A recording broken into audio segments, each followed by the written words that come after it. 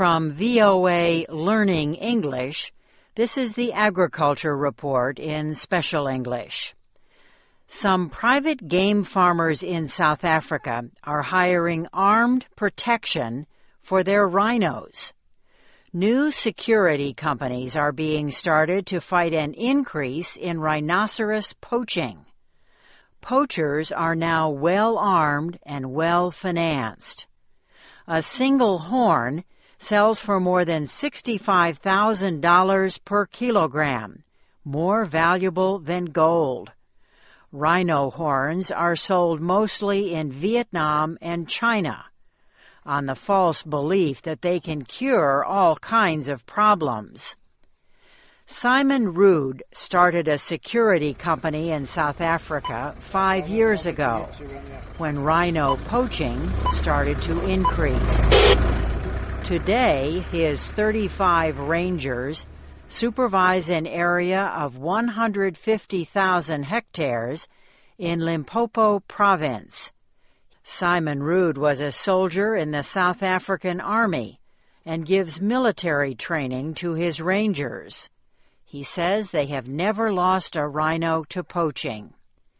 This, he says, is because his rangers patrol 24 hours a day, 7 days a week, and live and sleep in the bush. 24/7. They got to live in the bush. 24/7, the guys patrolling. Obviously, the guys are moving around. You've only got so many people on the ground, but you've got area coverage. They're moving from area to area. Callie Botha manages a lodge that had 6 rhinos. Recently, he found one dead with its horns cut off. He had owned the rhino for 12 years. I feed it every day. It's part of the family. Replacing a rhino costs about $28,000. But Callie Botha says armed protection also costs a lot, and he worries about his own safety.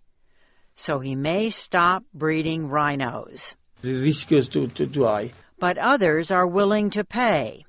Stephen Leonard owns an eco-lodge for nature travelers. He started using the security service after an incident at the beginning of the year. People came in onto the property and they tracked our rhino. He did not lose any rhinos, but decided to increase security. The poachers are heavily armed and we aren't. So we'd rather get people that are armed to come and do the anti-poaching for us.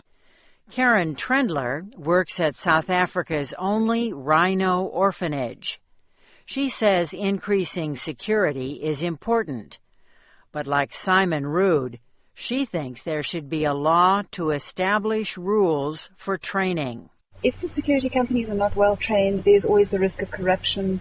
She says a long-term solution will come through education and law enforcement.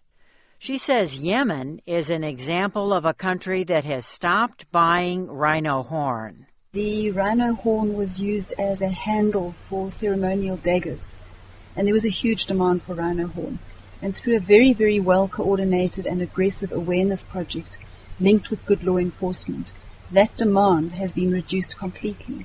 Poaching of endangered animals in Africa is growing.